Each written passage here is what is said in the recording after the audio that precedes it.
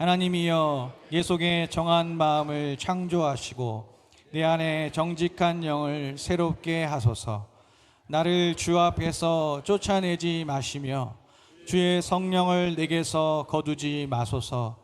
주의 구원의 즐거움을 내게 회복시켜 주시고 자원하는 심령을 주사 나를 붙드소서. 아멘. 회복의 은혜를 구하라, 이런 제목으로 말씀을 나누겠습니다. 한번 따라 하실까요? 회복의 은혜를 구하라. 오늘 본문은 다윗의 시입니다. 하나님께서 나단 선지자를 보내셔서 다윗을 책망하셨을 때 다윗이 통에 자복하며 지은 시 회개의 기도입니다. 다윗이 어떤 죄를 지었는지는 우리가 잘 알고 있잖아요. 밧세바라는 여인을 취하고 그녀의 남편인 충성스러운 부하 우리아를 의도적으로 죽게 만들었습니다. 우리가 이 장면을 보면서 충격을 느끼게 되는 것은 다른 사람도 아니라 다윗이 그랬기 때문이죠. 누구보다 하나님을 사랑하고 하나님과 동행하고 하나님을 찬양했던 다윗이 그랬기 때문이고, 또 나단 선지자가 가서 책망하기 전까지 그 죄를 회개하지 않았다는 것입니다. 우리가 다윗을 보면서 알게 되는 사실이 있죠. 아무리 왕년에 하나님의 은혜와 능력을 많이 체험했다 할지라도 지금 깨어있지 못하면 누구든지 그렇게 될 수가 있다는 것입니다. 신앙생활을 얼마나 했느냐, 직분이 무엇이냐가 중요한 것이 아니라 지금 나의 영적인 상태가 어떠한가, 이것이 중요하다는 것이죠. 그래서 말씀과 기도 생활을 강조하는 것 아닙니까? 하나님께 기도하고 하나님 말씀 앞에 서면 나 자신의 모습을 보게 되는 거예요. 거울과 같습니다. 매일 우리가 거울을 보면서 얼굴에 뭐가 묻었으면 떼어내고 머리를 단정하게 하고 또 화장을 하는 것처럼 말씀과 기도로 내 영혼에 묻은 때를 씻어내고 예수 그리스도의 신부로 단장하며 살아가는 것입니다. 다윗은 나단 선지자의 책망을 통해서 자신의 죄를 깨닫게 돼요. 그리고 그 죄를 회개하면서 하나님께 기도합니다. 이런 과정을 통해서 회복될 수가 있었어요. 다윗이 하나님 마음에 합한 사람이 될 수가 있었던 것은 이러한 회복의 은혜가 있었기 때문입니다. 오늘 우리가 다윗의 기도를 보면 우리에게 회복이 필요한 부분이 어떤 것인지를 알 수가 있습니다. 첫째는 마음과 영의 회복이에요. 오늘 본문 10절 말씀을 우리 같이 읽겠습니다. 하나님이여, 내 속에 정한 마음을 창조하시고 내 안에 정직한 영을 새롭게 하소서. 아멘. 다윗이 죄를 짓게 된 것은 그 당시 그의 마음이 정한 마음, 깨끗한 마음이 아니었기 때문이죠. 마음을 지키지 못했기 때문입니다. 여러분, 우리가 살아가다 보면 우리의 마음이 더러워지고 어두워질 때가 있어요. 음란한 마음, 부정적인 마음, 두려운 마음, 미워하는 마음이 우리의 마음에 생길 때가 있습니다. 이런 마음을 방치하면 안 되고 다스려야 돼요. 어떻게 다스릴 수가 있습니까? 지금 다윗이 두 가지를 구하고 있잖아요. 정한 마음과 정직한 영. 한번 따라 할까요? 정한 마음, 정직한 영. 이 두 가지가 서로 연결되어 있습니다. 정한 마음, 깨끗한 마음을 갖기 위해서는 정직한 영이 필요한 거예요. 이 정직한이라는 말은 견고한, 확실한, 이런 뜻입니다. 그게 더 정확한 번역이에요. 정직한 영이라는 것은 영적으로 견고한 상태를 말하는 것입니다. 여러분, 다윗이 그 당시에 죄를 짓게 된 것은 당시 그의 마음이 깨끗하지 못했기 때문이었고, 마음이 깨끗하지 못했던 것은 영적으로 견고하게 서 있지 못했기 때문이라는 거예요. 이 정직한 영적인 견고함을 우리가 자주 쓰는 표현으로 하면 성령 충만입니다. 성령 충만. 성령께서 나의 생각과 내 입술의 말과 내 행동을 주장하시는 거예요. 이끌어 가시는 거예요. 나를 붙들어서 이끌어 가시는 것입니다. 나의 생각과 말과 행동이 성령의 다스림을 받는 상태, 그것이 성령 충만인 거예요. 조영기 목사님이 교회 성장이 정체되었을 때, 교회가 막 부흥하다가 성장이 정체되었을 때에 하나님께 눈물로 기도했다고 하죠. 하나님, 왜 더 이상 교회가 부흥하지 않는 것입니까? 왜 성장하지 않는 것입니까? 그렇게 하나님께 매달렸을 때 하나님이 주신 깨달음이 있었다고 하죠. 너가 성령을 구하고 있느냐? 하나님 무슨 말씀이세요? 제가 성령 사역하는 사람인데 누구보다 성령 충만을 강조하고 있는데요. 그때 하나님께서 너는 성령을 인격적인 존재가 아닌 어떤 힘으로 인식하고 수단처럼 사용하고 있구나. 너는 성령님을 인격적인 존재로 인식하는 것이 아니라 어떤 도구처럼 부흥을 위한 도구로 사용하고 있구나. 그 말씀 앞에서 깨어졌다는 거예요. 진심으로 회개했다는 것이죠. 자신이 그동안 성령님을 어떤 목회의 도구로 부흥을 위한 어떤 수단으로 생각했다는 것이죠. 그때부터 목사님에게 생긴 고백이 있죠. 성령님 인정합니다. 환영합니다. 모셔드리고 의지합니다. 성령님을 살아계신 하나님으로 인식하고 동행하게 되었다는 거예요. 그때부터 하나님께서 다시금 은혜와 능력을 베풀어 주시고 교회 성장에 축복을 주셨다는 것입니다. 사랑하는 여러분, 성령 충만은 예수 충만이고 말씀 충만입니다. 예수님과 동행하는 거예요. 예수님 말씀대로 살아가는 것이 성령 충만인 것입니다. 여러분, 영적인 견고함, 성령 충만을 날마다 구하시기를 바랍니다. 영적으로 견고할 때 우리의 마음도 견고할 수가 있고, 그럴 때 우리의 삶이 주님께서 기뻐하시는 승리의 삶이 될 수가 있는 것입니다. 여러분, 우리 육신은 달라지지 않아요. 죽을 때까지 달라지지 않습니다. 더 많이 가지고 싶고, 더 누리고 싶어 하고, 또 탐욕도 있고, 나이가 든다고 해서 없어지는 것도 아니고요. 그 누구도 여기서 자유로울 수는 없는 것입니다. 그래서 사도 바울이 탄식하잖아요. 오호라 나는 공고한 사람이로다. 이 사망의 몸에서 누가 나를 건져내랴. 어떻게 해야 됩니까? 여러분, 영으로 육을 다스려야 돼요. 갈라디아서 5장 16절 말씀을 우리 같이 읽겠습니다. 내가 이르노니 너희는 성령을 따라 행하라. 그리하면 육체의 욕심을 이루지 아니하리라. 따라하세요. 성령을 따라 행하라. 성령을 따라 행할 때 육체의 욕심을 이루지 않을 수 있다는 거예요. 여러분, 불신자들에게 주신 말씀이 아닙니다. 갈라디아 교인들에게 주신 말씀이에요. 우리 모두에게 육체의 욕심이 있다는 거예요. 성령을 따라 행할 때에 그것을 다스릴 수가 있다는 것입니다. 여러분, 우리는 연약한 존재라는 것을 여러분 인정하셔야 돼요. 우리는 언제 넘어질지 모르고 언제 실수할지 모르는 존재들 아닙니까? 그래서 매 주일마다 하나님께 기도하잖아요. 하나님, 지난 한 주 동안 제가 하나님 말씀대로 살고 싶었지만, 하나님을 기쁘시게 하는 삶을 살고 싶었지만 그러지 못했습니다. 용서해 주세요. 그만큼 우리가 연약한 존재이기 때문입니다. 그렇기 때문에 우리의 연약함을 도우시는 성령님을 여러분 날마다 구하시고 의지하시기 바랍니다. 우리가 병이 들면 건강을 간절하게 구하는 것처럼 그러한 간절함으로 성령의 도우심이 없이는 제가 하나님 뜻대로 살 수 없습니다.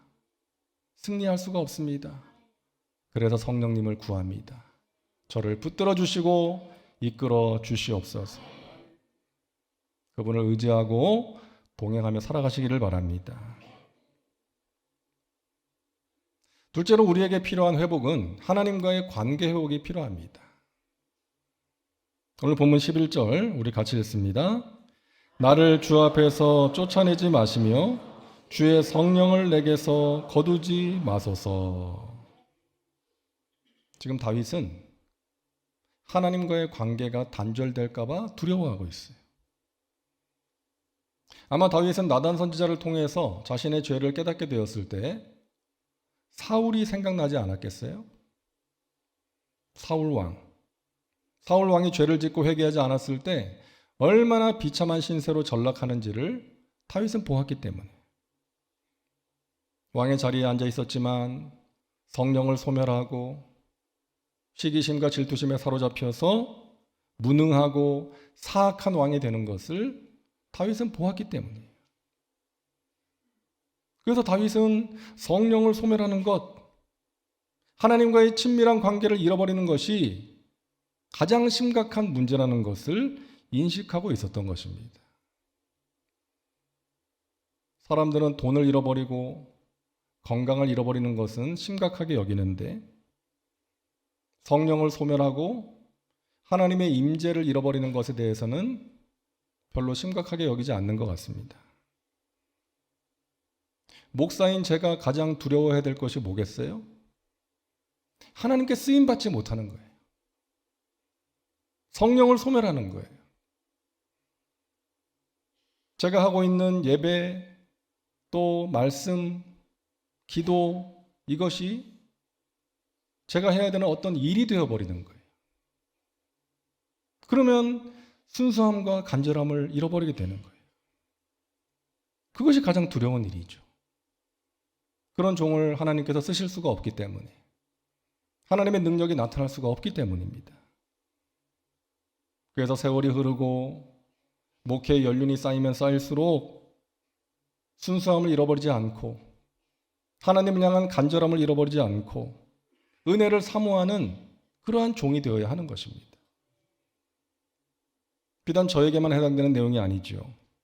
우리가 신앙생활을 하면 할수록 처음 가졌던 어떤 간절함과 순수함을 잃어버릴 수가 있는 것입니다.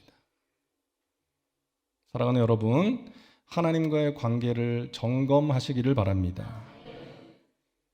하나님과의 관계가 친밀함인가? 아니면 익숙함인가? 형식적이 되어버리지는 않았는가? 처음 사랑을 잃어버리지는 않았는가 하는 것입니다. 여러분, 이 세상의 그 무엇보다 하나님과의 관계를 중요하게 여기시기를 바랍니다. 그것만 튼튼하게 세워져 있으면 어떤 어려움도 이겨낼 수가 있고 승리의 삶, 복된 삶을 살아갈 수가 있는 거예요.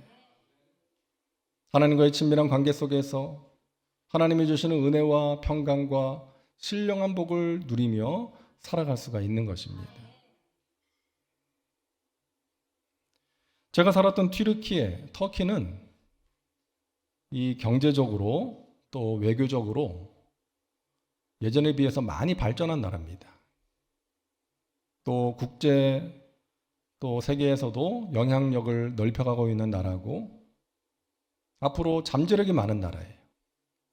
인적, 물적 자원이 풍부한 그런 나라입니다. 이 자연 환경도 참 아름다워요.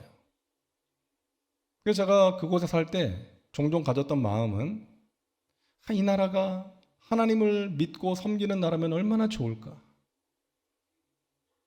인구의 99%가 무슬림이에요. 영적으로 보면 너무나도 어두운 나라입니다. 한 번은 동부 지역의 그 반이라는 곳에서 지진이 났습니다. 수백 명의 사람이 목숨을 잃었는데, 저렇게 건물이 폭삭 주저앉았어요. 저기 있던 사람들은 어떻게 됐겠습니까? 다 죽은 거예요. 어떤 건물은 그대로 넘어졌고 저기 옆으로 쓰러졌어요. 제가 가서 찍은 사진인데 어떤 건물은 세워져 있고 금방 갔는데 어떤 건물은 또 저렇게 완전히 무너져 버렸어요. 저 때가 겨울이었는데 그 거처를 잃어버린 사람들이 이제 길거리에서 그냥 텐트 쳐놓고 지내고 있더라고요. 그래서 제가 사역하던 교회에서 모은 헌금을 가지고 가서 그곳에 있는 교회가 또 이재민들에게 식사를 나눠주고 구호품을 나누어주는 그런 사역을 하고 있기에 그 헌금을 그들에게 전달하고 또 함께 그 사역을 하고 이제 하루 후에 돌아왔는데 이 이스탄불에서 3시간 비행기로 가야 되는 그런 거리입니다. 워낙 땅이 넓어가지고 비행기를 타기 위해서 공항에서 기다리고 있는데 갑자기 어디서 쿵 소리가 나는 거예요. 그래서 저는 어디서 공사를 하나 그랬거든요. 근데 그 순간에 사람들이 막 비명을 지르면서 건물 밖으로 뛰쳐나가더라고요. 한꺼번에 막 비명을 지르면서 건물 밖으로 나가는 거예요. 여진이었던 거예요. 지진이 날 때 쿵 하는 소리가 난다 그러더라고요.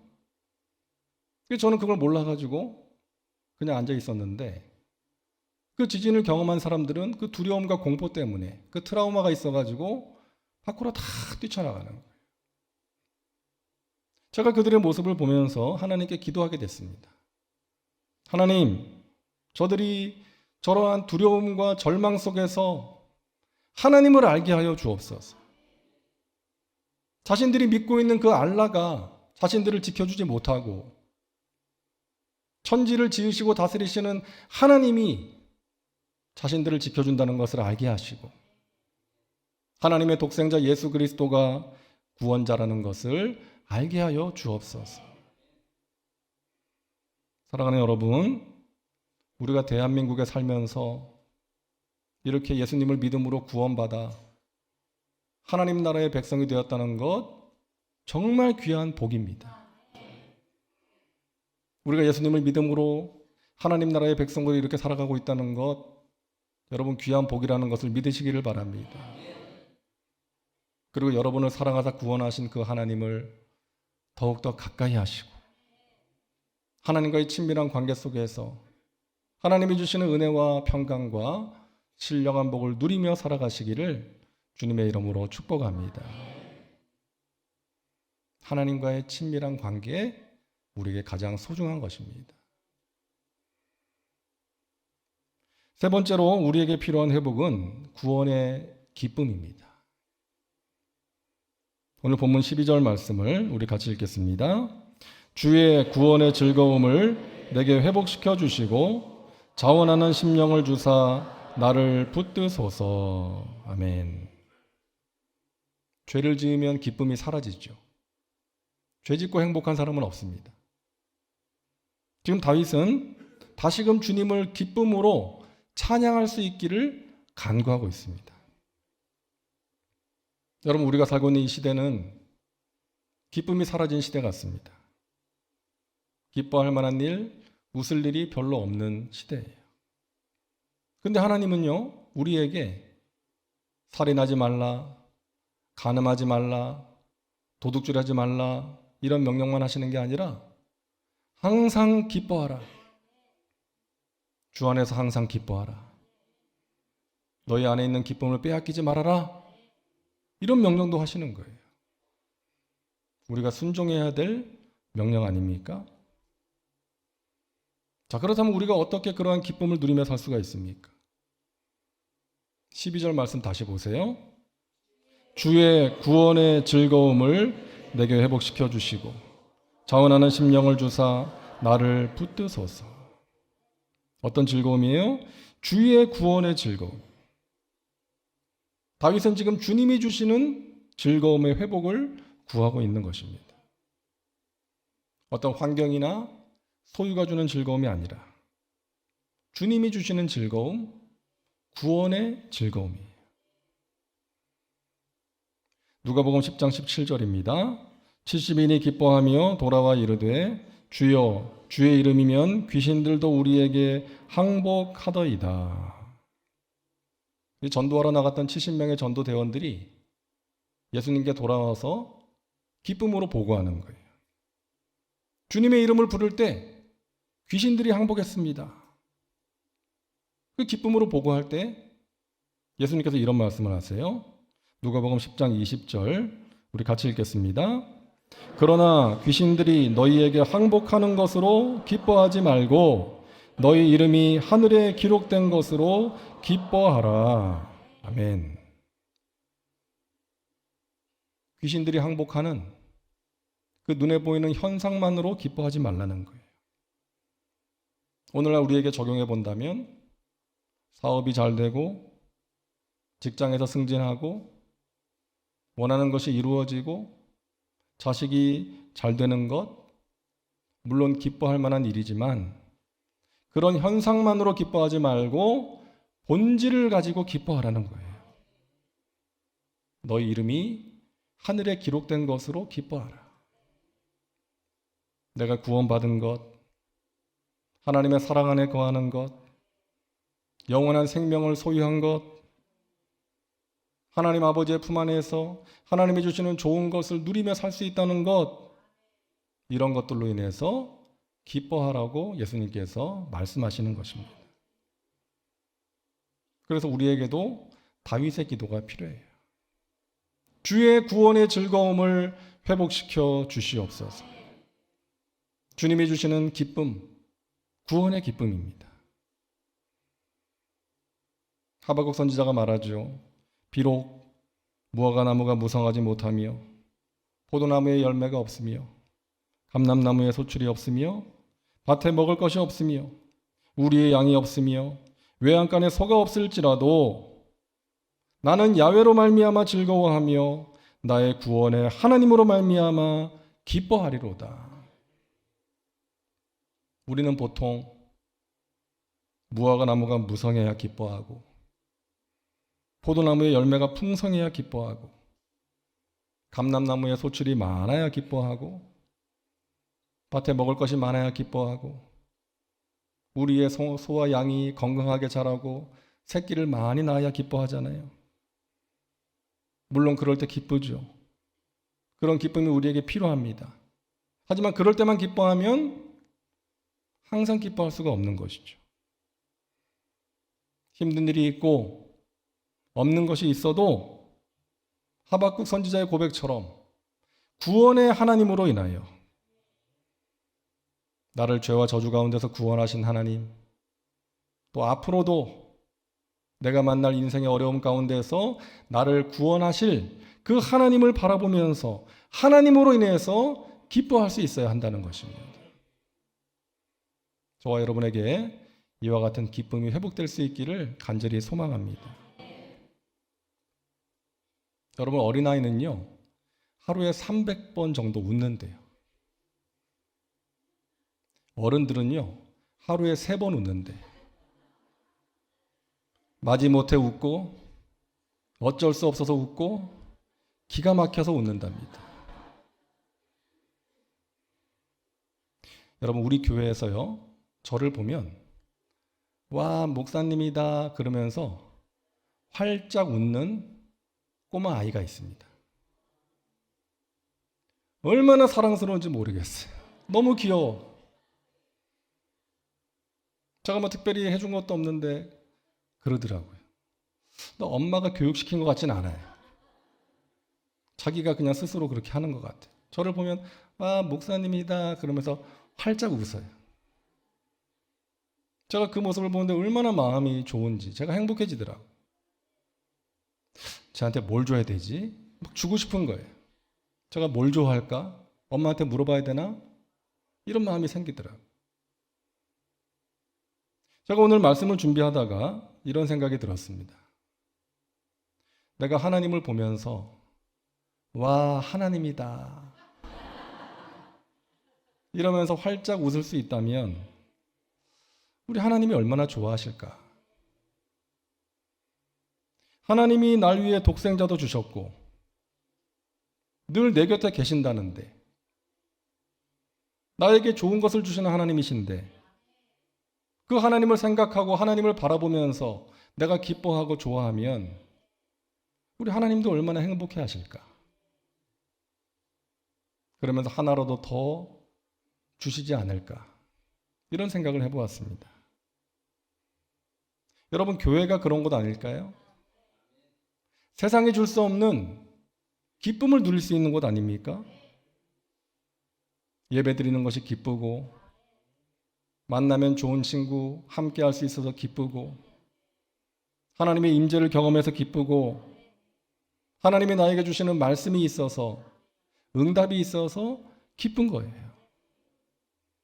그래서 교회 가고 싶고 예배가 기다려지는 것이죠. 우리 교회가 그런 교회 될 수 있기를 바랍니다. 저와 여러분에게 그러한 기쁨이 있기를 주님의 이름으로 축복합니다. 세상에 주는 즐거움이 있습니다. 취미 생활에 주는 즐거움이 있고요. 반려견, 반려묘가 주는 즐거움도 있습니다. 하지만 우리에게 필요한 즐거움, 소중한 즐거움, 주님이 주시는 즐거움, 주님으로 인한 즐거움이 저와 여러분 가운데 회복될 수 있기를 바랍니다. 우리에게 이런 회복의 은혜가 필요합니다. 정결한 마음, 깨끗한 마음과 정직한 영, 견고한 영의 회복입니다. 이 세상에 얼마나 많은 소리가 들려와요. 잡다한 소리가 들려옵니다. 많은 정보의 홍수 가운데서 우리가 살고 있습니다. 이런저런 이야기가 들려오고 이런저런 인간관계 때문에 어려움을 겪기도 합니다. 그러다 보니까 우리의 마음도 분주해지고 때가 묻고 하나님 앞에서 깨끗하지 못할 때가 많이 있지 않습니까? 하나님, 저의 마음이 깨끗한 마음이 되기를 원합니다. 제가 견고한 영을 가지고 살기를 원합니다. 성령 충만케 하여 주옵소서.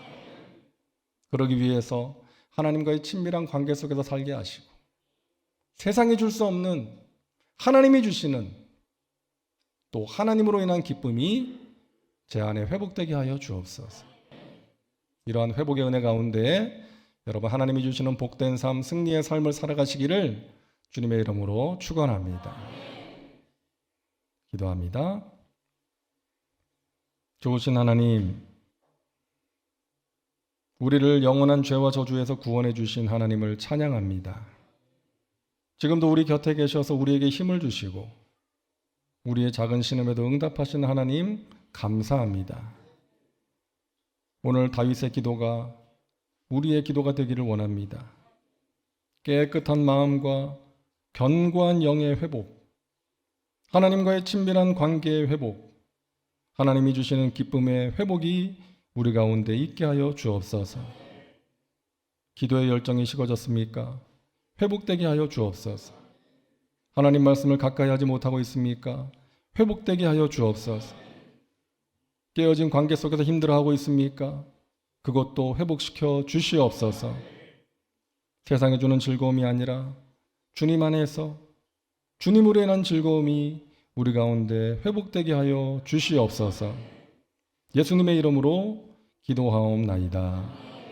아멘.